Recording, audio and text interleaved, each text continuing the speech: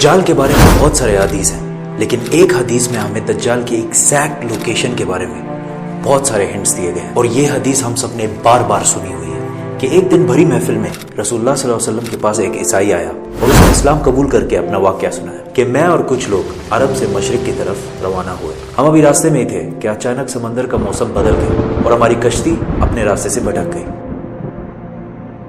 ایک مہینہ ادھر ادھر بھٹکنے کے بعد سمندر نے آخر کار ہماری کشتی کو ایک جزیرے کے پاس لا کھڑا کیا۔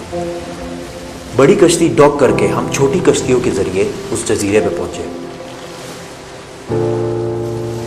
اور وہاں ہماری ملاقات ایک عجیب قسم کے مخلوق سے ہوئی جو بالکل کالا اور جسم پر بہت زیادہ بال تھے اس کے، اور اس نے اپنا نام جساسا بتایا۔ ہم نے اس سے پوچھا تم کیا چیز ہو، کیا مخلوق ہو؟ اس نے بولا مجھے چھوڑو، وہ ادھر ایک مندر ہے، ادھر جاؤ، وہاں ایک شخص تمہارا بہت شدت سے انتظار کر رہا ہے۔ اندر ہم نے ایک شخص کو زنجیر میں بندھا ہوا دیکھا اور اس نے ہم سے 3 سوال پوچھے کہ مجھے بیسان کے درختوں کے بارے میں بتاؤ، کیا اس میں کوئی فروٹ پھل وغیرہ ہے؟ ہم نے کہا بالکل، وہاں بہت فروٹس پھل وغیرہ ہے۔ اس نے کہا بہت جلد وہاں کچھ بھی نہیں ہوگا۔ پھر اس نے پوچھا مجھے لیک آف تبریہ کے بارے میں بتاؤ، کیا اس میں پانی ہے یا نہیں ہے؟ ہم نے کہا وہاں بہت پانی پڑا ہوگا۔ اس نے کہا بہت جلد یہ بھی خشک ہو جائے گا۔ اور پھر اس نے کہا مجھے اس امی پیغمبر کے بارے میں بتاؤ، کیا کیا ہے اس نے ابھی تک؟ ہم نے بتایا کہ وہ مکہ سے نکل کر مدینہ میں آباد ہو چکا ہے۔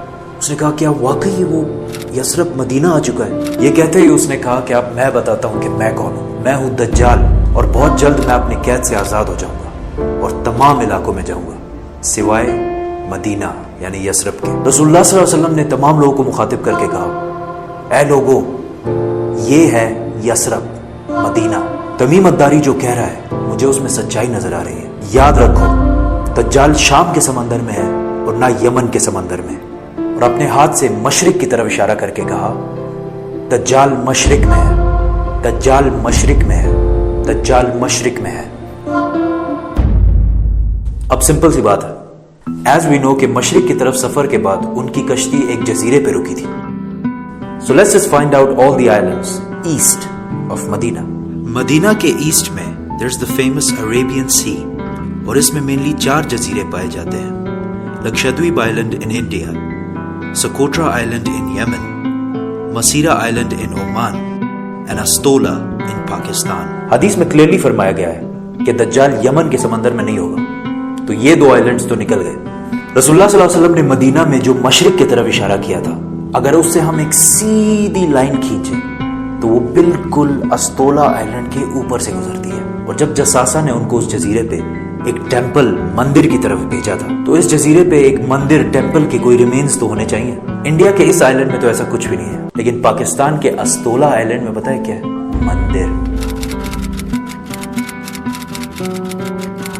لیکن یہ تو 1450 سال پرانی کہانی ہے، مندر تو ابھی 40-50 سال پہلے بنا ہوگا۔ 2000 سال پرانا مندر، اور مندر بھی کس کا؟ کالی ماتا، ہندوؤں کی سب سے خطرناک اور خوفناک گاڈس، دیوی، جو دکھنے میں بہت خوفناک اور جس کے جسم پر بھی بہت زیادہ بال ہیں۔ کچھ یاد آیا؟ جساسا۔ ان صحابیوں نے جس عجیب سے مخلوق کی بات کی تھی وہ بالکل ہندوؤں کے اس بھگوان سے ملتا جلتا ہے۔ لیکن اگر آج آپ استولا آئلینڈ جائے تو آپ کو دجال نہیں ملے گا۔ وہ آزاد ہوا ہے یا نہیں یہ تو نہیں پتا، لیکن یہ جو جساسا ہے اس کو غور سے دیکھیں۔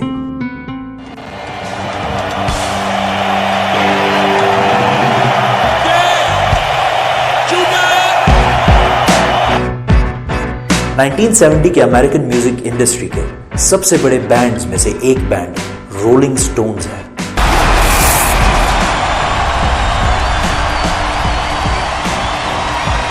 جس نے اپنا یہ لوگو ہندو گاڈس کالی ماتا سے انسپائر ہو کے بنایا، اور یہ لوگو پچھلے صدی کے سب سے مشہور لوگوز میں سے ایک ہے، اور رولنگ سٹونز بینڈ کو one of the greatest of all time مانا جاتا ہے۔